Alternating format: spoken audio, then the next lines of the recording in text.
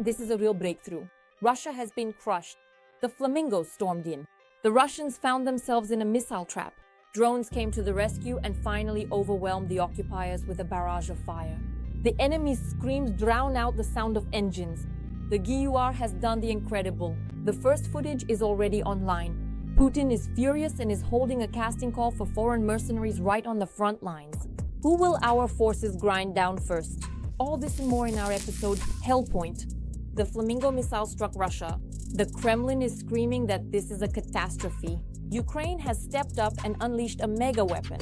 It's more powerful than the American Tomahawk and is already tearing Russia apart. The first results are impressive. Hell on enemy territory is just beginning. What other explosive surprises have our forces prepared for the occupiers? You need to be the first to hear this. That's right. Ukrainian drones are attacking Russian oil depots, military facilities, and ammunition warehouses. The armed forces of Ukraine are striking targets deep behind enemy lines. It's clear that the Ukrainian defense industry is being reborn and transforming. Manufacturers are working on creating powerful long-range weapons. And it's not just about drones, but also about missiles capable of covering hundreds of kilometers. Ukraine has begun to develop what is known as a long arm, which allows it to keep key military industrial facilities and critical military infrastructure on enemy territory under control. A brilliant solution is the Ukrainian cruise missile Long Neptune, which can fly 1,000 kilometers. It has successfully passed both testing and combat use. President Zelensky announced this back in March. There were indeed reports concerning the extensive use of Ukrainian-developed missiles, specifically the Long Neptune system. One could confidently state that we are quite satisfied with the overall results achieved from these recent strikes. The exact technical specifications of the Long Neptune are unknown, but military analysts insist that the missile is already destroying important targets on Russian territory.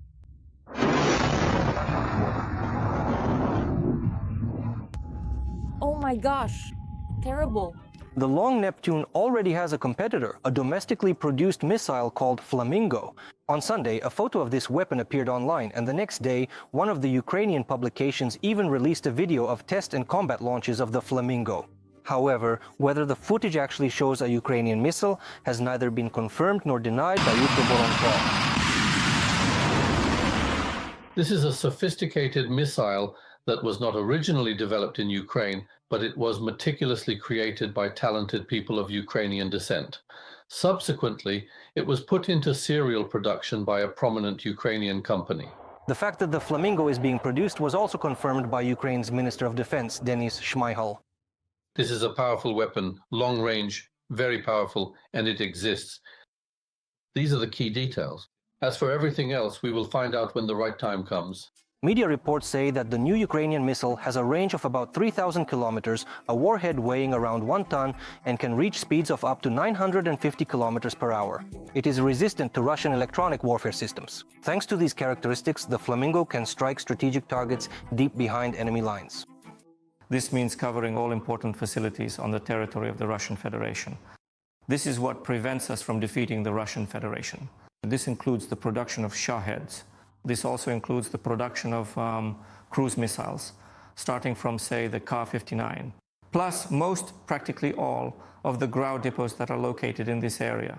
I don't know if it will have a range of 3,000 kilometers, but even if it's 2,000 kilometers, even if it's not 1,000 or 1,120 kilograms of explosives, but 500 kilograms of explosives, that would be great if it's at least 50 missiles per month.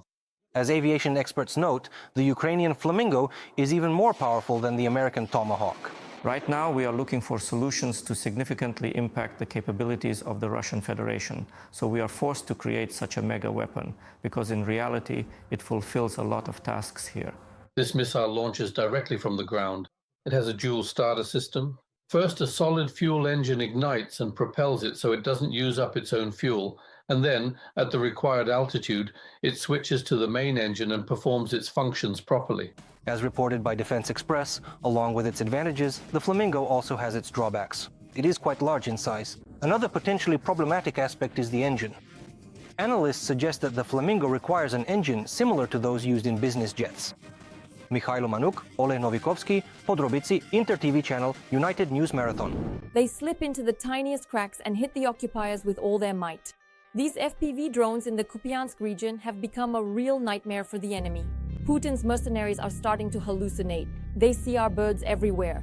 Ukrainian defenders are happy to keep trying and continue to bring the enemy to their knees. Epic footage of our work has been shared online. Watch it right now. To the tune of Chervona Kalina, the FPV drone is being prepared for flight. There are many different and distinct melodies for various different types of drones, each with its own unique sound, whichever you like. A precise strike on target means weeks of training, hundreds of hours in simulators and real flights. Accuracy takes effort. When the enemy tries to advance or, attempt some kind of movement, our drones quickly take them out. So the effectiveness of drones is much better now than it was last year or the year before.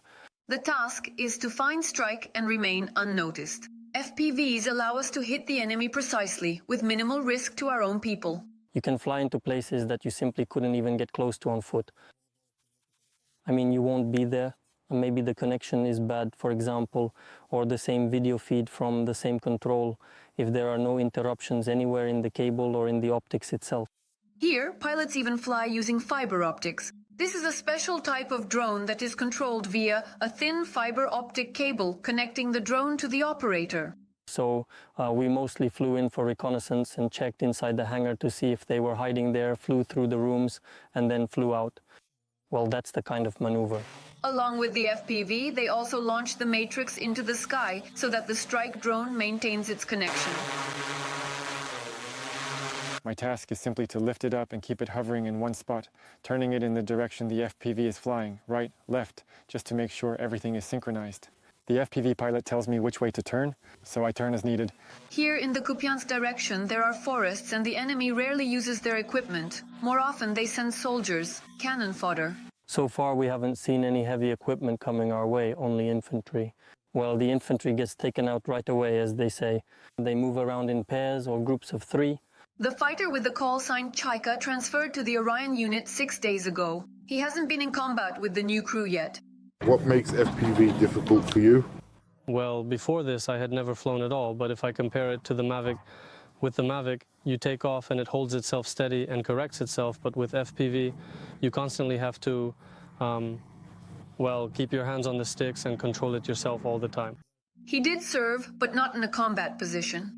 Now, on someone's recommendation, he joined Orion. And I transferred here, deliberately, because I have a friend here. I served with him in Odessa, and he recommended it to me. His comrade Mer also joined the military on a recommendation he saw on TikTok. I was 19 years old, and that's when I decided to become a border guard.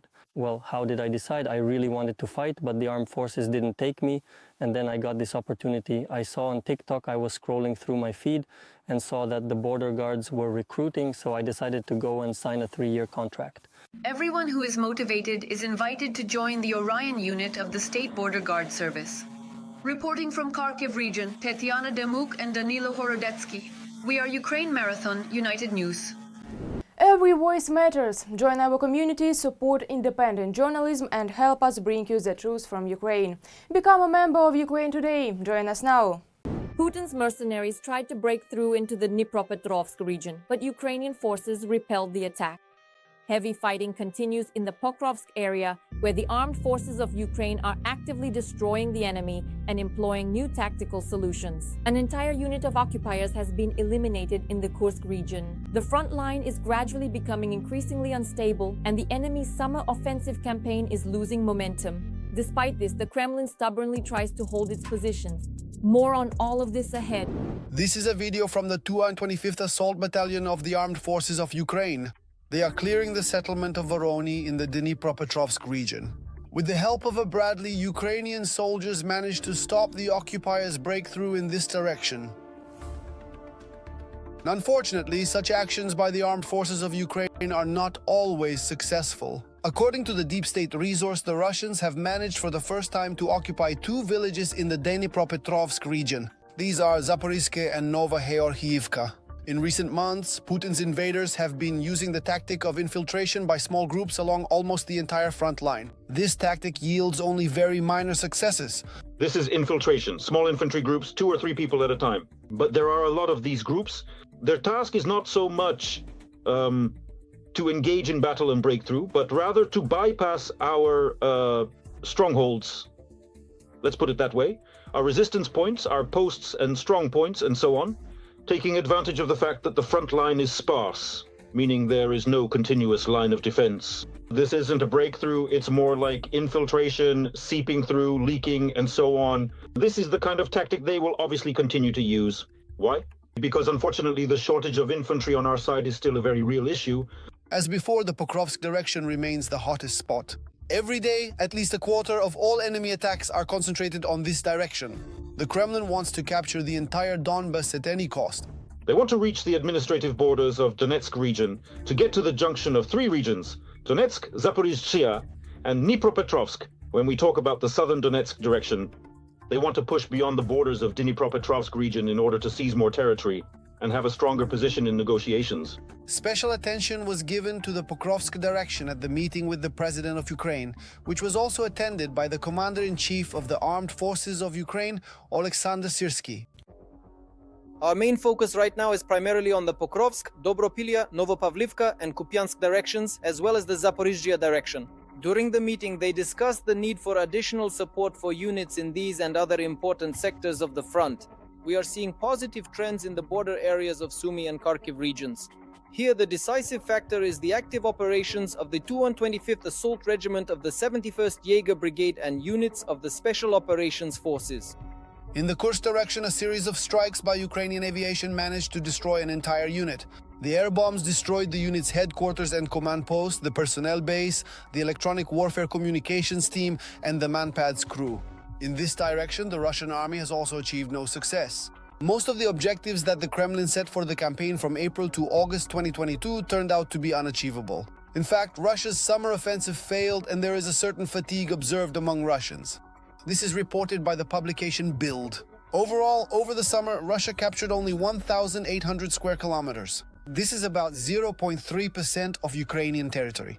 In the Donetsk region, Russian troops unsuccessfully tried to take Pokrovsk.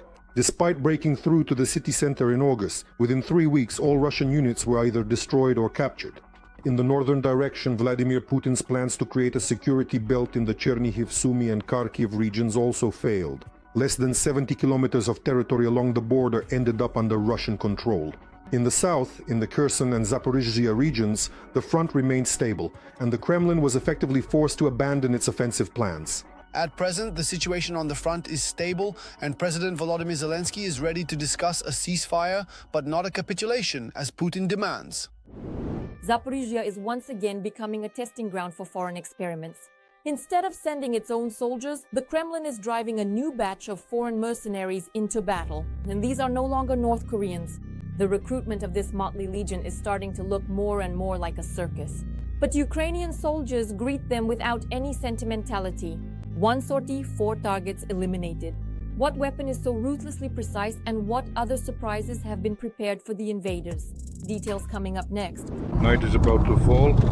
Turn off the cameras and open the windows. It's flopping. Listen carefully to everything around you and peer into the darkness. And that's the first rule on the way to the positions of the 65th Mechanized Brigade south of Orikhiv, and the #1 survival rule near the line of contact when you're not underground. Something is buzzing. What exactly is that buzzing sound? All right, back up.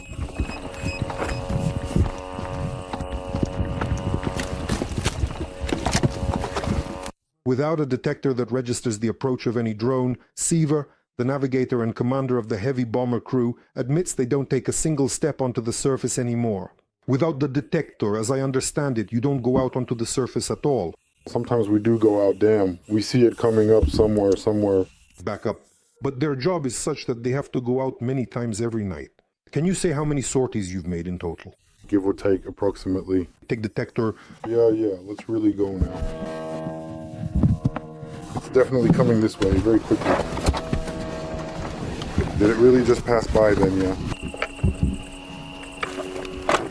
Got that perfectly understood.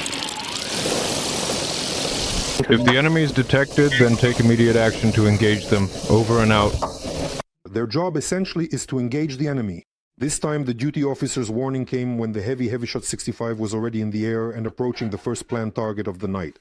Is this roughly the line of contact? Whoa, yeah, that's already something. Something just flew by. FPV or our Mavic. Repeat. Now we'll start taking theirs apart. They're piling up over there. Groups of enemy assault troops, says Siver, Brigade Intelligence, and they themselves spot them every night in the Orikhiv-Tokmak direction. They put camping tents on their heads, raincoats. Raincoats, as you can see. The idiots are running away. Yeah, that's a black square. A black square? Well, on this gray one there will be a rectangle like that. That's already a bastard. Usually every night they detected groups and destroyed them. From time to time, enemy vehicles or armored vehicles try to break through to the front line here. So far with the same result, assures Ignis, pilot of the heavy-shot 65th.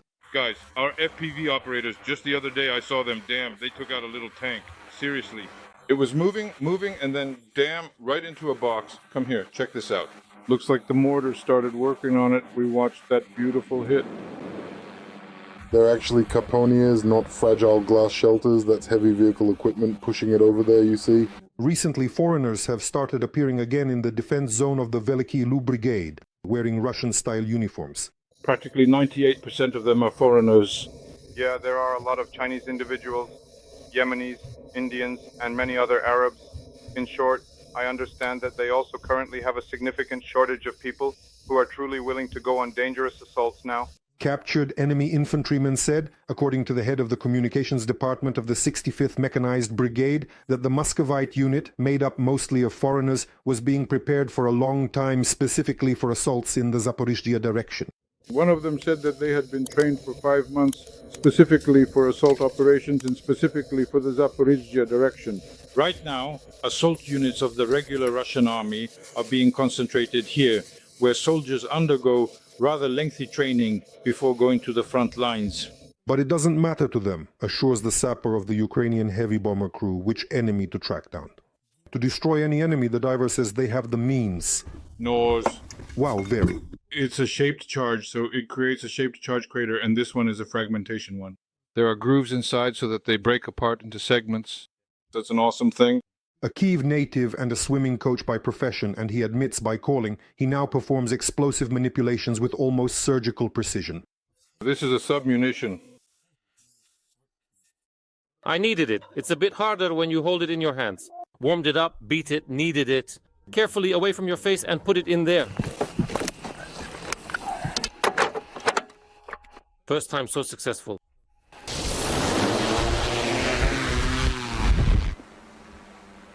Oh, that's it. It went into the hole. Another siver. We finished. Take a look at that face. On this short July night, the crew of the Kavashot from the 65th Mechanized made more than half a dozen sorties. And every time they had to load the aircraft under the hum of drones in a completely dark sky. Back up. From here. Well, the work is underway. You're welcome. Well, if only the 120mm mortar could hit like that. They have a margin of error of 50 to 100 there. There's the path. It's from here. That's where we dropped the A on them. I don't think they'll be living there anymore. Well, that was the plan all along. Yeah. The result of the work, says Cyver, was definitely worth both the effort and the risk today. Well, statistically, 5 sorties mean 1 assault unit down. 5 of our sorties. Minus 1 assault group member. From the Orikhiv-Tokmak section of the front in Zaporizhzhia, Alexander Motorny, Alexander Shian, and Vitaly Ovsyanikov. TSN 1+1. It's just an explosion. The Gore has shown the weapon that destroys the enemy behind the lines. Ships and planes are burning one after another. Ukrainian developers have unveiled advanced naval drones, and the world can't believe its eyes. Russia definitely did not expect this. How does this super weapon work, and why is it already changing the rules of the game? Watch right now. No one has ever done this before them. For the first time in history, Ukraine shot down a military aircraft with a naval drone. Our defense intelligence of Ukraine confirmed the destruction and, as proof, published this video. And by the way, this is not the first time enemy aircraft have been destroyed. But before this, it was helicopters. A day later, some details began to emerge. In particular, the head of the Defense Intelligence of Ukraine, Kirilo Budanov, clarified in an interview with the War Zone that 3 unmanned Magura V-7 boats took part in the attack, 2 of which fired at the aircraft. At the same time, 2 Russian Su-30SM attack aircraft were destroyed. One of the crews was killed while the other managed to eject. The Russians immediately sent a civilian vessel after him, hoping that Ukraine would not violate the rules of war and would not fire on civilians. Despite the fact that the Ukrainians had many opportunities to destroy this civilian cargo ship along with the Russian military crew, they did not take advantage of them. They saw the crew being evacuated, they circled around the crew struggling in the water, but nevertheless they did not fire a single shot at either the cargo ship or the crew. It also seems that the situation regarding which missiles the Ukrainian Magura used to fire has become clearer. In particular, a photo appeared online showing a naval drone equipped with an American AIM-9 air-to-air missile. Earlier versions of the drone were armed with Soviet R-73 missiles. That's what makes it unique. Indeed, the undeniable fact that this is a remote-controlled surface system, a remote-controlled system, which is incredibly important to note, managed to successfully shoot down a manned aerial object. And if we talk about the cost, for example, the Magura, which is around $250,000 to $300,000, and the cost of a Russian Su-30, which is $40 to $50 million, then you can compare or estimate how many times cheaper the means of destruction is compared to the much more expensive target it destroys. At the same time, analysts point out that the issue here isn't even about the money, although the Kremlin is increasingly having problems with that as well. The main thing is the technology and production capacity, which in Russia have either been lost or are in severe shortage due to Western sanctions. Every Su-30SM aircraft is worth its weight in gold. The issue is with the components. It's difficult to get them around the sanctions. Moreover, as far as I know, the Su-30SMs as such are either not being produced at all or are barely being produced. In addition to the obvious results, the destruction of Russian aircraft brought another advantage to the Ukrainian armed forces. The enemy may not be completely suppressed, but they are definitely frightened now. Having lost 2 colleagues, and apparently, after hearing about 2 more who were unexpectedly fished out of the Black Sea, one can only imagine what kind of mood they will now have when flying missions over the Black Sea area. The crews of Russian aircraft flying over the vast expanse of the Black Sea now fully understand that they no longer possess any inherent safety or security. If they do not visually perceive us and their sophisticated targeting radars fail to detect the presence of our advanced weapon systems, that absolutely does not signify that those formidable weapons are not in fact present and ready, and these very potent weapons, these specific types of modern armaments, have now definitively targeted their aircraft, posing a significant and immediate threat. By the way, it's not any easier for the pilot's command either. After all, even if the radars detect Ukrainian Magura drones, it no longer automatically means the aviation will be ordered to take off. Because now, the leadership of the Russian Air Force understands all too well that it's far from certain the next pilots will get away unscathed. Every time the Ukrainians launch an operation in the Black Sea, Russia faces a tough choice of what to lose. Oil and gas platforms, or say, some other installations in the Black Sea, or for example, their assets in Crimea. Because these unmanned boats can also be accompanied by drones. In other words, they're like mini aircraft carriers. Or maybe they'll have to lose another helicopter or a Su-30SM.